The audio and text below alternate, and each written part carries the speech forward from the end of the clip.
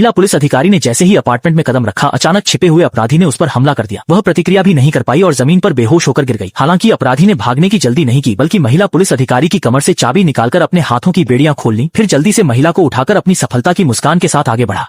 क्योंकि ऐसी सुंदरता वास्तव में दुर्लभ है, वह कैसे इस अच्छे मौके को जाने देता। तभी अचानक महिला जाग गई और प्रशिक्षित होने के कारण उसने तुरंत पलटवार किया, पलटकर व्यक्ति को धक्का दिया और दरवाजे की ओर भागने की कोशिश की। लेकिन ताकत का अंतर जल्दी ही स्थिति को बदल देता है। अंततः वह फिर से बिस्तर पर गिरा दी जाती है। जब वह देखती है कि बल प्रयोग से जीतना संभव नहीं है, तो वह नई रणनीति बनाने लगती है। इसलिए वह दिखावे के लिए मान जाती है और धीरे धीरे पीछे हटती है। वास्तव में वह चुपके से पीछे के फूलदान की ओर बढ़ रही होती है।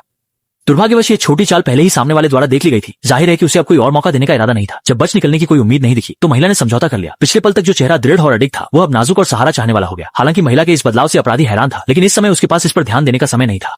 जब महिला ने स्नान वस्त्र पहनकर बाथरूम में प्रवेश किया और शरीर को अच्छी तरह से साफ करने की तैयारी की, तो अपराधी का ध्यान पूरी तरह से सामने के दृश्य पर केंद्रित हो गया और सारी सतर्कता पहले ही भूल चुका था।